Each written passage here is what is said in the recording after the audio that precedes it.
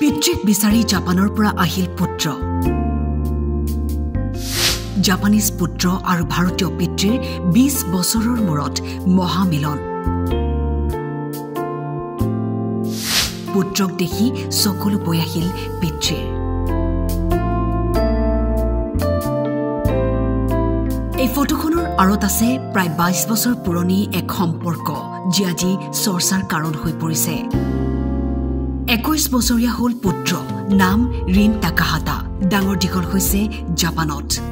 22 বছৰে জনা নাছিল পিতৃগুণ পোৱা নাছিল পিতৃৰ মৰম পিতৃ থাকি পাঞ্জাবত যোগাযোগ নাছিল পুত্ৰ আৰু পত্নীৰ সৈতে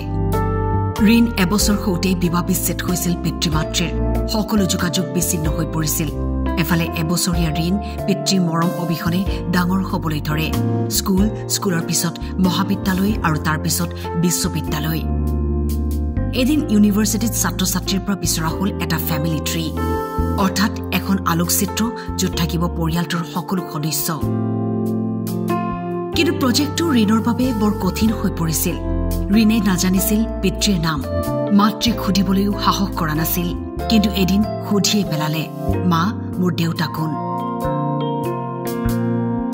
মাতৃও বাধ্য হৈ পৰিছিল ৰিনক পিতৃৰ বিষয়ে ক'বলৈ কিয়নো এয়া আছিল পুত্ৰৰ ইউনিভাৰ্চিটিৰ প্ৰজেক্ট মাতৃয়ে উলিয়াই দিলে পিতৃ-মাতৃৰ সেই পুৰণি এখন ফটো ফটোত থকা ব্যক্তিজনৰ নাম সুখপাল ঘৰ পাঞ্জাবত ভাৰত ভ্ৰমণৰ সময়ত সুখপালৰ সৈতে বন্ধুত্ব গঢ় লৈ উঠিছিল মাতৃৰ তাৰ পিছত দুয়ো বিবাহপাশত আবদ্ধ হৈছিল কিন্তু বিয়াৰ পিছত যেতিয়া ৰিন তেওঁলোকৰ জীৱনলৈ আহে কিছু পাৰিবাৰিক কাৰণত তেওঁলোকৰ মাজত মতানৈক্য আৰম্ভ হয় আৰু পাছলৈ বিবাহ বিচ্ছেদ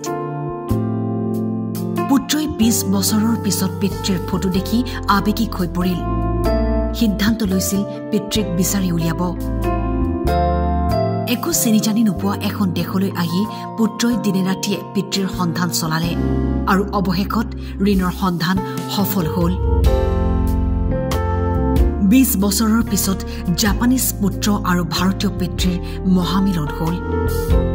ৰিনে কেৱল পিতৃকেই নহয় পালে এগৰাকী ভগ্নীও ইউনিভাৰ্চিটিৰ এটা প্ৰজেক্ট আৰু কল্পনা কৰিব নোৱাৰা এক সত্য 20 বছৰীয়া সম্পৰ্ক পুনৰ জীপাল হৈ পৰিল পিতা পুত্ৰৰ